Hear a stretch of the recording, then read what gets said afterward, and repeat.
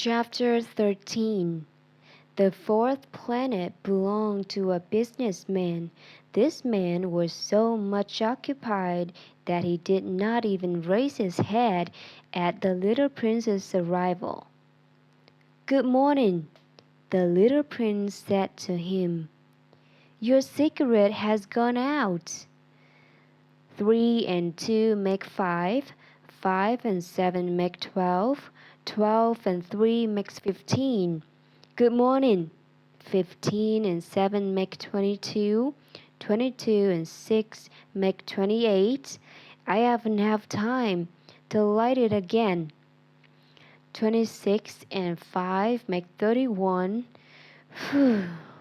Then that makes 501,622,731. 500 million what?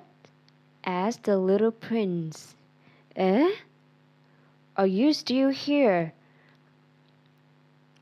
501 million. I can't stop. I have so much to do.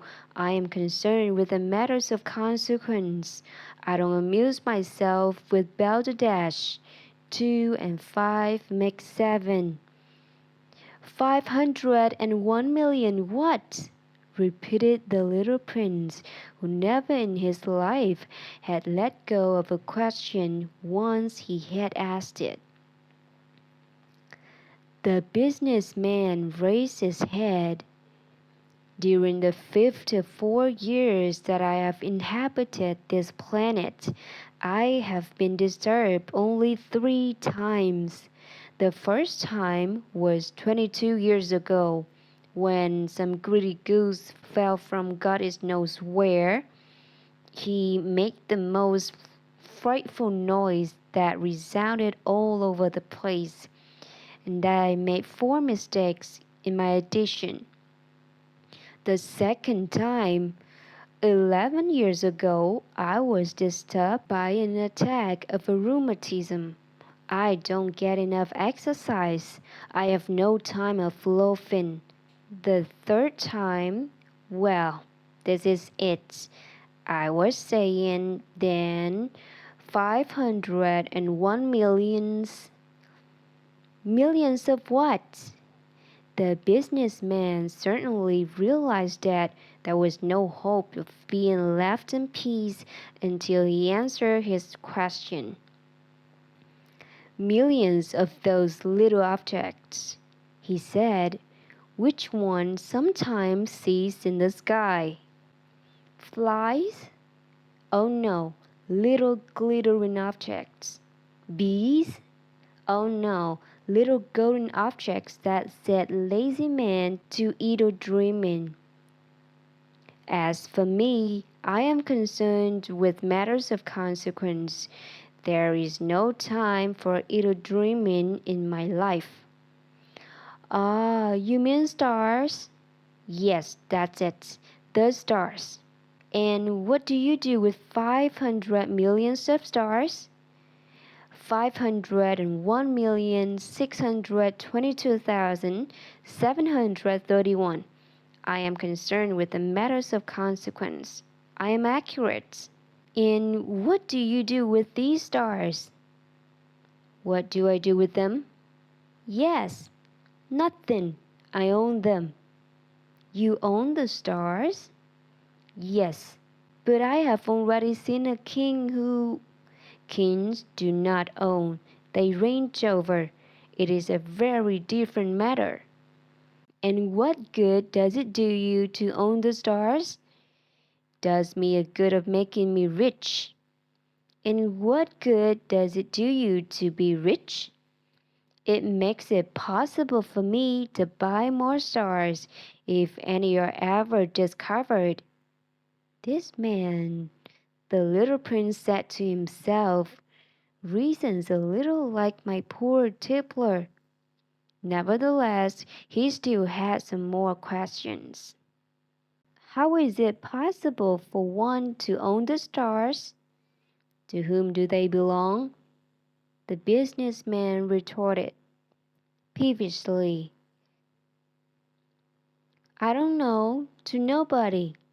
Then they belong to me because I was the first person to think of it. Is that all that is necessary? Certainly, when you find a diamond that belongs to nobody, it is yours. When you discover an island that belongs to nobody, it is yours. When you get an idea before anyone else, you take out the patent on it. It is yours. So, with me, I own the stars because nobody else before me ever thought of owning them.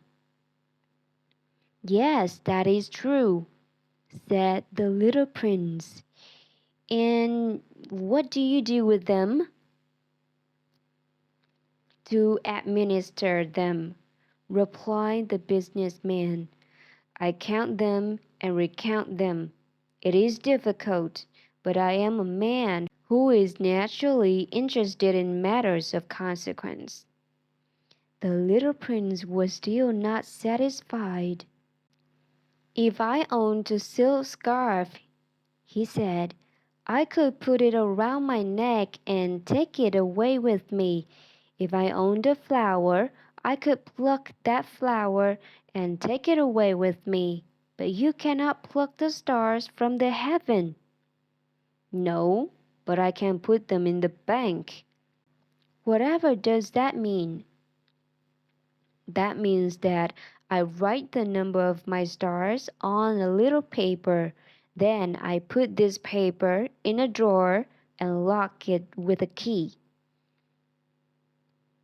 And that is all.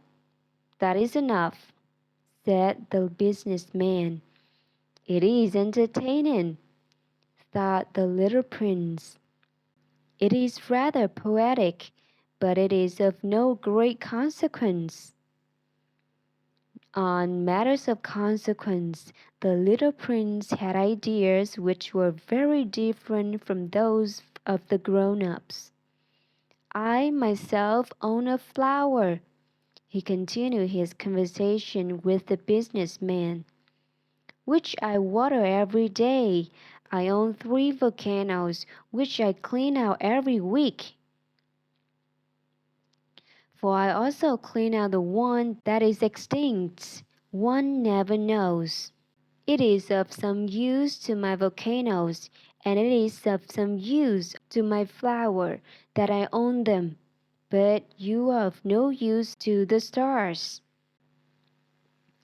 The businessman opened his mouth, but he found nothing to say in answer, and the little prince went away.